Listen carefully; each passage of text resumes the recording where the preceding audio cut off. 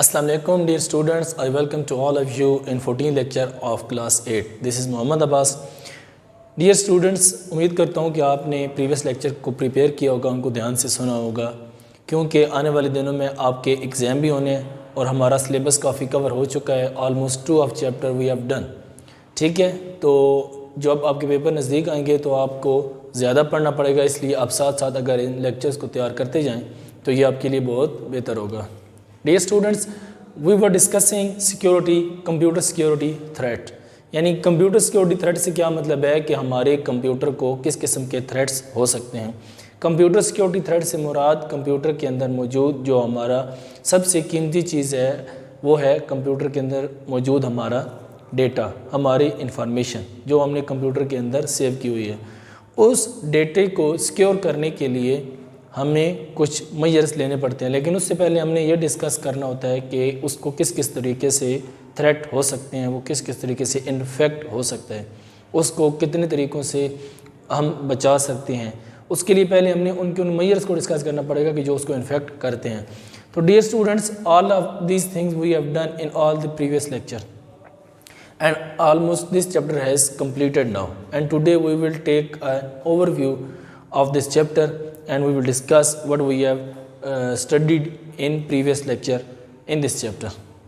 Alright, dear students, computer के अंदर मौजूद जो भी डेटा है उसके ऊपर डिफरेंट किस्म के जो सिक्योरिटी थ्रेट्स हैं वो आ सकते हैं. यानी कंप्यूटर के अंदर जो इस सिलेबस के अंदर इन्होंने डिस्कस किए हैं वो 4 मेन वायरसेस हैं जो हमारे कंप्यूटर के अंदर अटैक कर सकते हैं. उसमें है वो सबसे पहले virus, we have studied it in detail. सबसे पहले कौन सा आ सकता है? वायरस. ये हमारे कंप्यूटर के अंदर हमारे सिस्टम को थ्रेट कर सकता है. इसके बाद आ सकता है वॉर्म्स, तीसरे नंबर पर है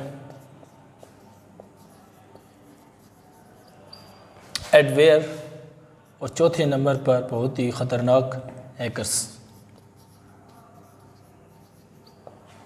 ये वो 4 किस्म के वायरस हैं जो हमारे कंप्यूटर के अंदर मौजूद डेटा को इन्फेक्ट कर सकते हैं. पहले हमने इनको डिस्कस किया था कंप्यूटर के अंदर कि how many viruses can infect our data in our system.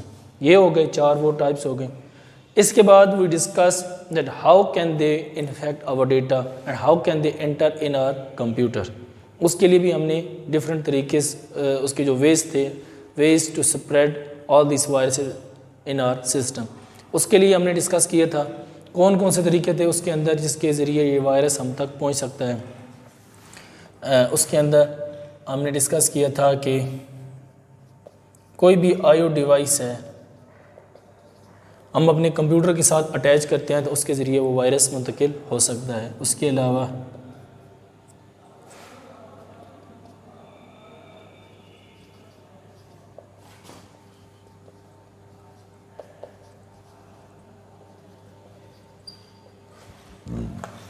Email attachment, email के ज़रिए वायरस हमारे सिस्टम के अंदर आ सकता है. उसके बाद आ सकता था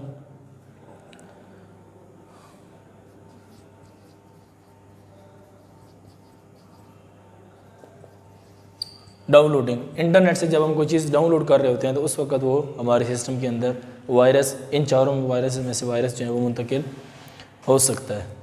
ठीक है, तो ये वो वाले एक बहुत ज़्यादा जिनके ज़रिए कॉमन वेज है जिनके ज़रिए वायरस हमारे सिस्टम के अंदर मुंतकिल हो सकता है.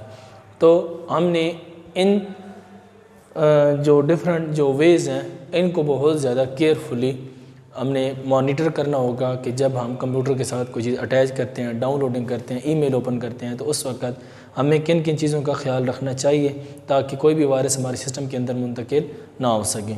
इस चीज़ को हमने प्रीवियस लेक्चर में डिटेल में डिस्कस किया था और हमने फिर उसके बाद जब ये वेज डिस्कस किए तो उसके बाद हमने देखा था कि the solutions, how can we prevent our computer from all this viruses.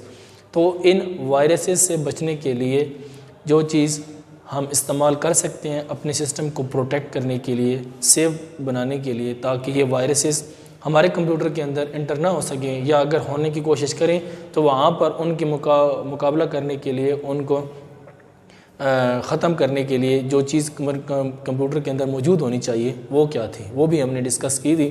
तो वो हम अब डिस्कस करते हैं। इनको मैं अरेज करता हूँ यहाँ पर। इसके बाद हम देखते हैं कि वो क्या चीज़ है कि जिसकी मदद से हम कंप्यूटर को बचा सकते हैं। डियर स्टूडेंट्स, वायरस को किल करने के लिए कंप्यूटर साइंस के अंदर जो चीज़ इस्तेमाल की जाती है, जो उसके वायरस को ख़त्म करने के लिए, दैट इज़ एंटी वायरस। यानी वायरस का मुखालिफ जो भी होगा उसको एंटी कहा जाता है, एंटी वायरस। ठीक है।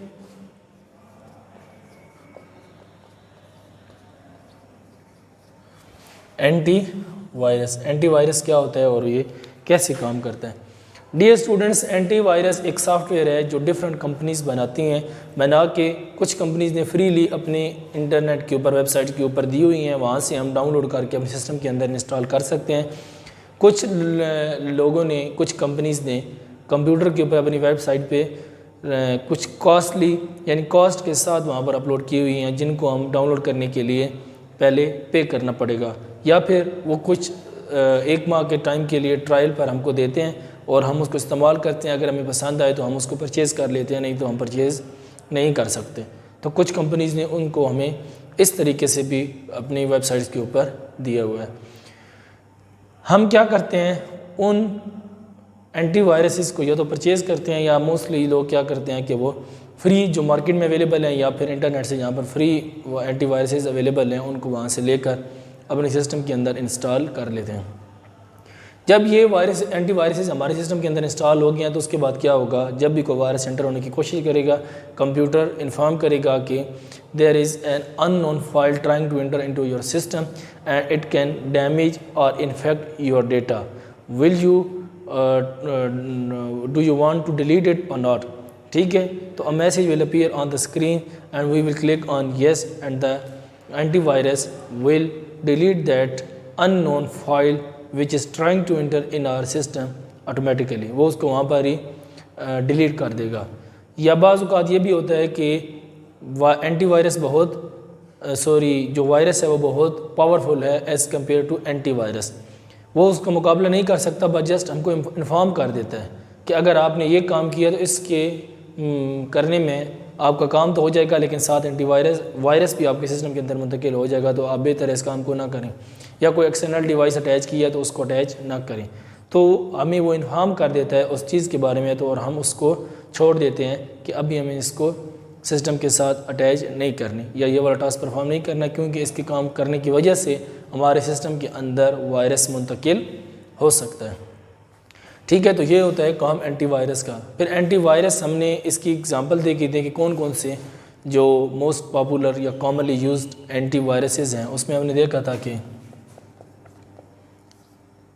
AVG, ठीक है, ये एक इसकी एंटीवायरस है।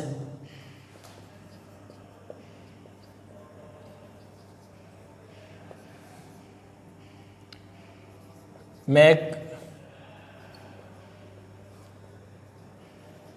एंटीवायरस है। आपके सिस्टम के अंदर जो अब ऑपरेटिंग सिस्टम जो आप इंस्टॉल करते हैं उसके अंदर भी एक वायरस मौजूद होता है। माइक्रोसॉफ्ट की जो विंडोज़ है उसको नाम दिया जाता है विंडोज़ डिफेंडर।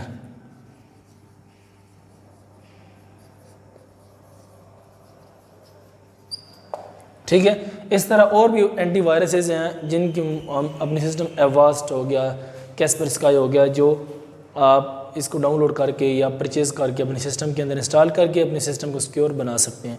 तो ये फिर उसके बाद तीसरे नंबर पर आ जाती है एंटीवायरस, यानी उन वायरस से कैसे बचा जा सकता है, यानी इन एंटीवायरस को इंस्टॉल करके हम अपने सिस्टम को सिक्योर बना सकते हैं। इसके बाद एक और चीज़ आ जाती है कि इन वायरस को अपडेट करना, एंटीवायरस को अपडेट करना। अपडेट करने से क्या मुराद है डियर स्टूडेंट्स?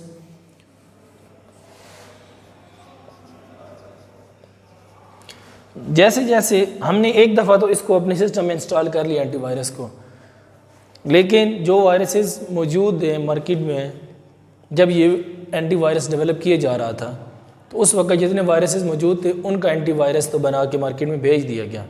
लेकिन वो वायरसेस जो उस एंटीवायरस के डेवलप होने के बाद लोगों ने बनाए और बना के उनको इंटरनेट पर या डिफरेंट पर्पसेस के लिए डिफरेंट मींस के ज़रिए आप तक पहुंचाया, तो जो बाद में बनाए गए हैं उनको बनाने के लिए, उनका एंटीवायरस तैयार करने के लिए एक अपडेट तैयार की जाती है और वो आपको सेंड कर दी जाती है और आपने उस एंटीवायरस को जो भी इंस्टॉल किया हुआ है अपडेट करना ज़रूरी है। कंप्यूटर के इसके अंदर जाकर आप एंटीवायरस को जब ओपन करेंगे तो उसके अंदर अपडेट का ऑप्शन भी मौजूद होता है और आपने लाजमी उसको अपडेट करना होता है ताकि जो नए बाद में बनने वाले वायरसेस हैं उनसे बचा जा सके, उनका मुकाबला किया जा सके, उनको आपके सिस्टम में एंटर होने से रोका जा सके।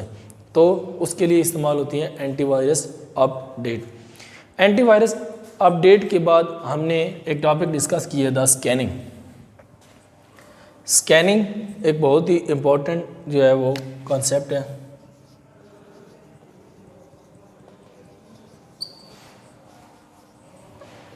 स्कैनिंग क्या होती है डियर स्टूडेंट्स? स्कैनिंग से मुराद ये है कि आपके सिस्टम के अंदर मौजूद जो डेटा है आपने चेक करना है कि इज़ इट इन्फेक्टेड और नॉट, यानी उसके अंदर वायरस मौजूद है या नहीं। तो उस डेटे को आप स्कैन करने के लिए एंटीवायरस ओपन करेंगे और एंटीवायरस ओपन करने के बाद उसके अंदर मौजूद स्कैन के ऑप्शन पे जाके क्लिक करेंगे तो आपके सामने जो आपकी हार्ड ड्राइव्स हैं वो सारी अपीयर हो जाएंगी। उनमें से आपने पूरे सिस्टम को स्कैन करना है, यानी कि 2-3 जितनी भी ड्राइव्स हैं सबको स्कैन करना है, या उनमें से किसी एक ड्राइव को स्कैन करना है, आप वो भी कर सकते हैं। आपने कोई एक्सटर्नल डिवाइस आपके पास है, स्टोरेज डिवाइस, आप उसको कंप्यूटर के साथ अटैच करके चेक करना चाहते हैं कि उसके अंदर मौजूद तो नहीं है कोई वायरस। आप उस एक्सटर्नल डिवाइस को अगर चेक करना चाहेंगे वायरस से तो आप उसको भी चेक कर सकते हैं। इसके अंदर जाकर स्कैन के ऑप्शन पर क्लिक करेंगे और वहाँ से आप उसको जिस वक्त एक्टिवेट करेंगे स्कैनिंग को तो वो सारे डेटा को जो आपने सेलेक्ट किया हुआ है उसको चेक करके आपको बताएगा कि हाँ इसके अंदर वायरस है या नहीं है। तो इसको कहते हैं स्कैनिंग, यानी कि आपके पास जो डेटा मौजूद है उसको चेक करना कि whether that data contain a virus और नॉट। ठीक है, तो इस तरीके से ये तमाम कॉन्सेप्ट्स चीज़ें हमने देखी थी अपने इस कंप्यूटर के सेकेंड चैप्टर में, और हमने देखा था कि वायरस क्या होते हैं, किस तरह इंटर होते हैं, उनसे बच्चा कैसे जा सकता है, फिर उनको अपडेट कैसे किया जा सकता है, फिर हमने डेटा को स्कैन कैसे किया जाता है। तो डियर स्टूडेंट बहुत ही इंपॉर्टेंट टॉपिक है, बहुत ही इंपॉर्टेंट चैप्टर है और इसके अंदर बहुत सारी इन्फॉर्मेशन है आपके लिए। इसको तसल्ली के साथ अच्छे तरीके से प्रिपेयर कीजिएगा, उसको देखिएगा कि इसके अंदर किस किस तरीके से आप वायरस से बच सकते हैं और उनसे आप अपना सिस्टम को है वो सेव कर सकते हैं। अगर आप इस तरह नहीं करेंगे तो आपके डेटा को बहुत अफेक्ट हो सकता है, आप उससे बहुत ज़्यादा प्रॉब्लम में आ सकते हैं। तो डियर स्टूडेंट्स नेक्स्ट लेक्चर में इंशाअल्लाह नए टॉपिक के साथ दोबारा मिलेंगे, तब तक के लिए खुदा हाफिज़, थैंक यू।